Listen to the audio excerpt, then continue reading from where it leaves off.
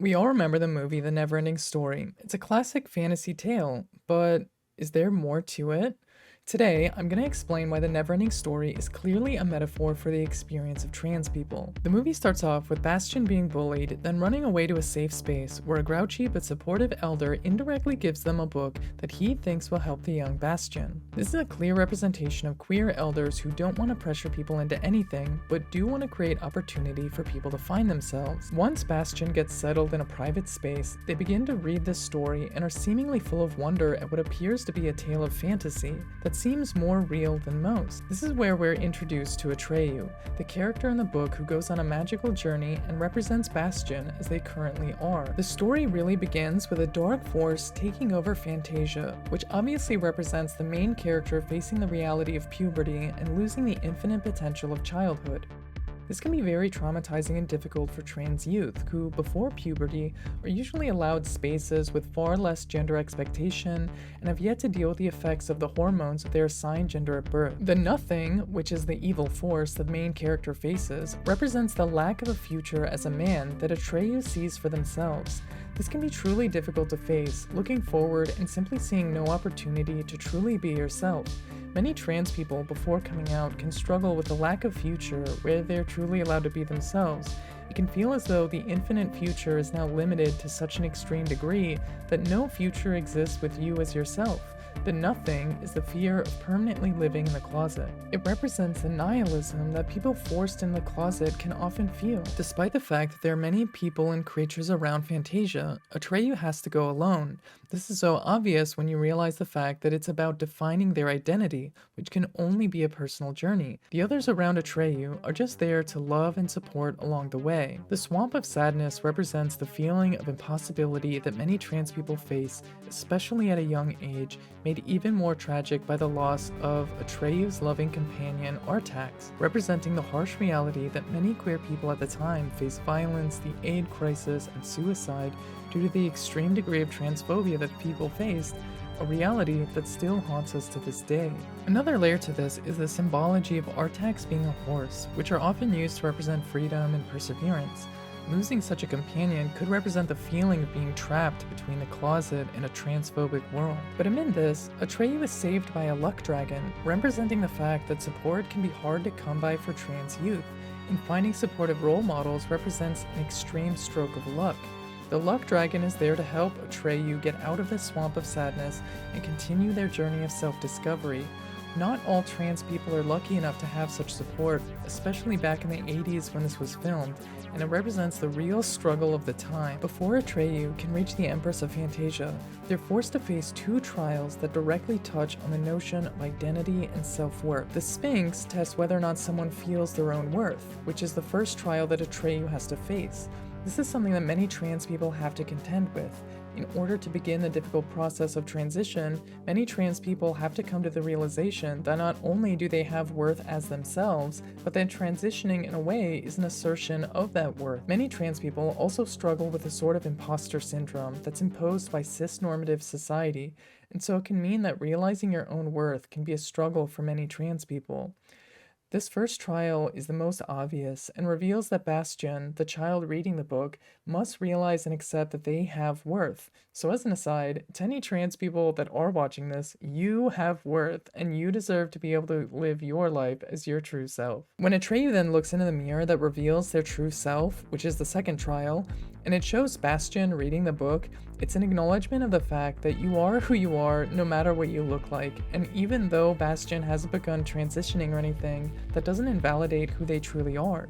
It reveals that we shouldn't impose cis-normative expectations on ourselves. It also begins to blur the lines between the fantasy of self-actualization and the reality of an actualized self. It reveals that the metaphor in the story is more than that it's a reflection of Bastian and their journey, as many trans people spend much time fantasizing about living as their true selves before ever making the decision to come out or to transition. When Atreyu sees the depiction of their entire story, this is clearly a representation of the fact that while this experience is deeply personal, it's one that many trans people have been through before, and many trans people will be through again. That it's truly a never-ending story of self-realization and affirmation. Atreyu is not the first person to go through this journey, nor will they be the last. This is right before before Atreyu faces a battle with one of the great antagonists, Gamork, who threatens to kill Atreyu. Atreyu responds by claiming to be a great warrior before Gamork then says, "Then fight the nothing."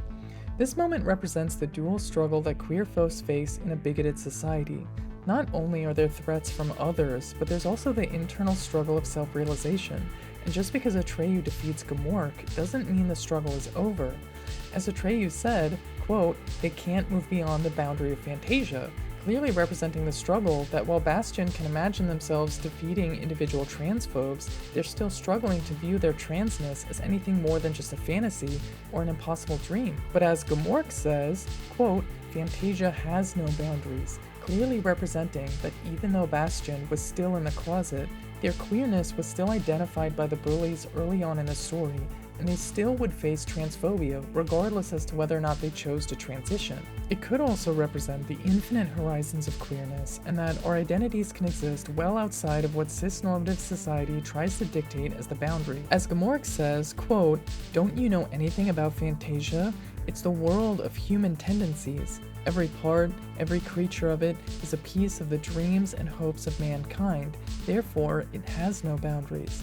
Gamork says that Fantasia is dying because people have begun to lose their hopes, only in this case, it's specifically Bastion, who in the beginning of the story was losing their hope of the infinite possibilities of the world, faced with the fear of living in the closet. Finally, Gamork says that the nothing is, quote, "The emptiness that's left. It's like a despair destroying the world, and I have been trying to help it." He continues, "Because people without hope are easy to control."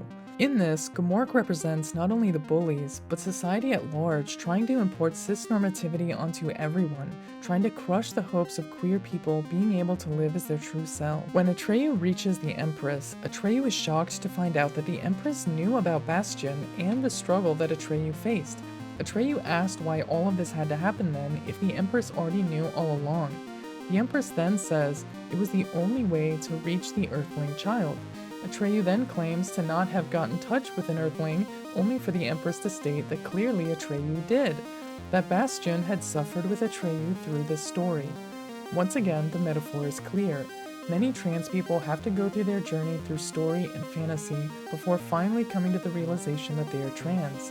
The Empress makes clear that this wasn't just Atreyu's journey, it was Bastion's as well. Queer people often find ourselves through stories, seeing the patterns in others' lives, and getting validation from the knowledge that we aren't alone. The final critical moment of the film is when Bastion has to give a name to the Empress, which is obviously supposed to be Bastion herself, as this world was always created in her imagination. The Empress is Bastion only in her imagination, and without naming herself, the world of her imagination cannot continue. Without the internal acceptance of herself, she's denying even the fantasy of living her true life. Fantasia is meant to be a path to self-realization. At first, Bastion denies this and hesitates, but the story refuses to go on without Bastion, because as long as she denies her true self, the story of her dreams also comes to a halt. Then, the nothing takes over Fantasia, and fantasy merges with reality as Bastion starts to come to terms with the reality that she may in fact be trans. The Empress says, "He doesn't realize he's already part of the never-ending story." This line is so clear that the story is meant to be about the character realizing something about themselves in a safe environment, that this was always about Bastion. This builds up to the moment when Bastion shouts, asking what he has to do, to which the Empress replies, "He has to give me a new name. He's already chosen it, he just has to call it out." This reveals that Bastion had been thinking about this for some time, and that it's simply fear that's holding her back from speaking the words that will continue the story, from allowing herself to realize who she really is. The Empress then says, "Bastion, why don't you do what you dream?" challenging Bastion to allow herself to dream, to which Bastion replied, "But I can't, I have to keep my feet on the ground," revealing the fear that Bastion still faces about going through the difficult process of coming out or transitioning, or even just accepting that she may be trans, even after the realization that's who she is. Bastion finally shouts out, "Moonchild," and wishes for the fantasy land to be reborn, only with a new life in tandem with reality. This is a metaphor for the found family of queerness and the newfound strength Bastion has in the real world, having chosen to begin her journey as her true self. The choice of the name Moonchild is also fairly telling, as the moon has always been a symbol of the feminine, and so the name represents Bastion clearly identifying herself as a child of femininity. She then sets off on her dragon of luck to face her bullies in real life with the newfound strength of self-actualization. It is clear, with the conclusion of this movie, that the never-ending story is a metaphor for the struggle trans people face, the fear that trans people have about facing a dangerous world, the fear of a future without the ability to be yourself, of a life in a closet, pushing up against the fear of not stepping out of the closet and losing the infinite possibility of life as your true self. The never-ending story tells a story that's both deeply personal and one that's repeated throughout history, as trans people every day go about their path of self-discovery and work to make their dreams a reality, dreams of living a fulfilling life as your true self, even in the face of hatred and violence. The never-ending story is a story of hope, a story of daring to dream.